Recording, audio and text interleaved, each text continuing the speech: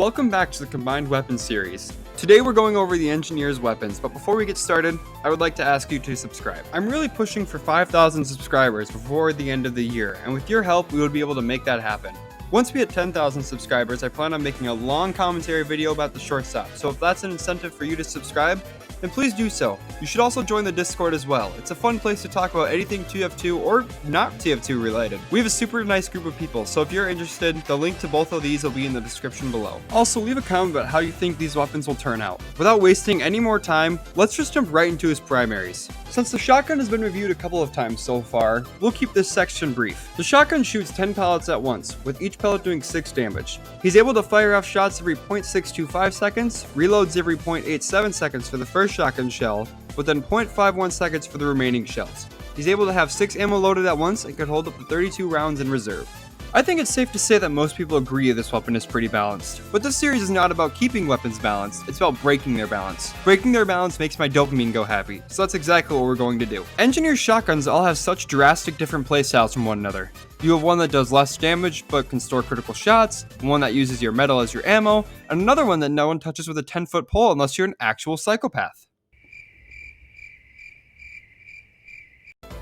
Let's start with the upsides of this combined shotgun. Starting us off, we get 2 stored critical hits for our shotgun for every sentry kill, and 1 for every sentry assist. We do 10% more damage to the same target our sentries target. Upon hitting a medic, they will lose 10% of their medic charge, and upon hitting a spy, they lose 20% of their cloak. By right-clicking, you can use 100 metal to pick up your buildings from a long range. You shoot 50% more bullets, have a 50% faster deploy speed, and fire in a fixed shot pattern. Before we talk about more of these upsides, let's move on to the downsides real quick. You'll see why in a minute.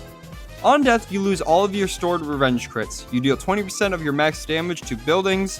When you use the rescue ranger to pick up a building, you'll be marked for death for up to a few seconds after you've placed your building. You have a 4-to-1 health to metal ratio while repairing buildings, do 20% less damage, successive shots become less accurate, and of course, no random crits. The extra stats are that you can store up to 35 critical hits to use at your disposal, and you can also use a taunt kill. Now, some of you sweaty engineer mains out there might be thinking, this moron missed like all the downsides of the Thompson and the Widowmaker, which you'd be correct. I left those out on purpose. There are 2 upside stats I want to take a look at real quick. Those are does not require ammo from the Thompson and no reload necessary from the Widowmaker. That means no more of this, and no more of this. Any of these stats on screen all disappear in an instant due to these 2 stats. I know people are going to say that the Thompson has its own reload HUD, but guess what? That's gone too with the Widowmaker's no reload necessary stat. Now this is all good and dandy until you remember the Thompson's projectile, but the Rescue Ranger also gets its own projectile, so how will we do this exactly? I'm an optimist, so we're going to combine the 2 and make an electrified Rescue Ranger bolt. It travels at the speed of the Rescue Ranger bolt, or 2400 hammer units, heals your buildings, and drains cloak and uber charge from spies and medics respectively. Also, the bolt cannot be reflected, and with the 50% increase in bullets, you now shoot 2 Rescue Ranger bolts instead of just 1. Before we go too crazy with all these possibilities, let's look at the final stats of this weapon. Looking at the new stats, we see that we no longer have any ammo being loaded or carried, and there's no reload time. We shoot 2 bolts for 32 damage each, which is based on the Rescue's Ranger bolt doing 40 damage, and we have a 20% damage decrease, and our attack speed is the same with the firing every 0.625 seconds. We get a buff for our weapon not having any bullet spread. Now, just imagine, you put up a sentry somewhere, and an enemy walks into it, and you get an easy kill. Your sentry gets destroyed, and now you have 2 random critical hits to use at your disposal. Your weapon now does 192 damage when you pull the trigger. Since random crits have no damage fall off, you can drop 7 of the 9 classes in one shot, and drop the other 2 in another shot from across the map. It's so much easier to hit those kinds of shots because your projectiles aren't deviating in any random directions. They stay together and fly straight towards the enemy for a clean shot. Now, successive shots do become less accurate, and this really only buffs the engineer and not his buildings, but just imagine what you could do with playing Battle Engineer. But enough about his primaries, let's move on to the secondaries. Oh wait. We can't really combine these weapons together. If we try and just force it, nothing good will come from it. If it's all good with you, I think I'll just leave these be and move on to his melees. For those who are curious though, here's what those stats would be, and here's how it would translate in game.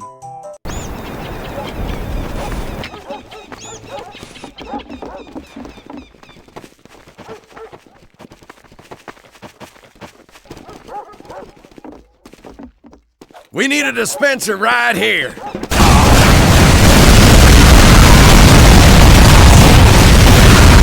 Basically, you always need metal if you would want to use this. Engineer's wrenches are where his whole kit comes together. His wrench helps him with constructing his buildings faster, upgrading his buildings, and dealing with annoying spies. Also, side note, but the wiki says his wrench is known as the Ullman Build-O-Matic wrench, and I don't know why this is, but if any of you do, please let me know in the comments below.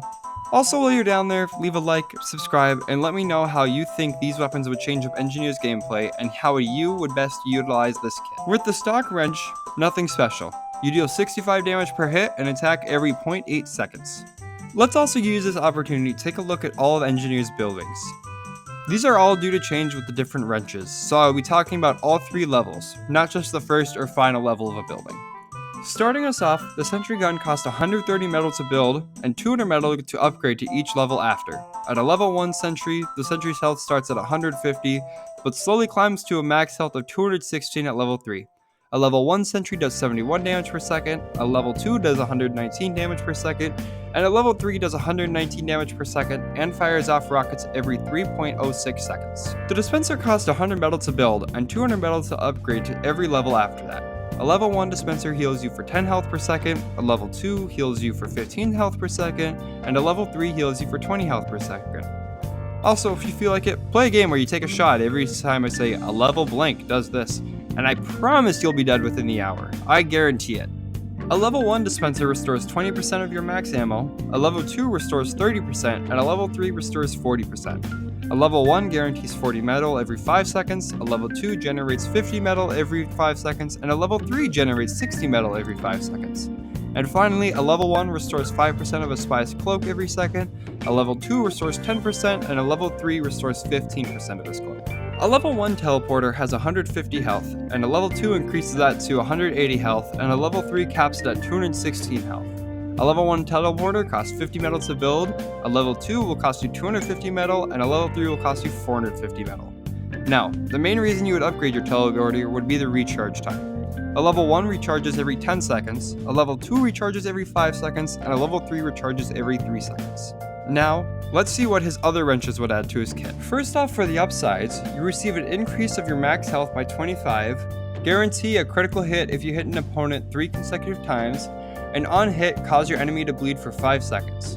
You have a 15% increase in your attack speed, use 50% less metal while constructing teleporters, and by pressing the reload button, you can teleport back to either spawn or your teleporter exit.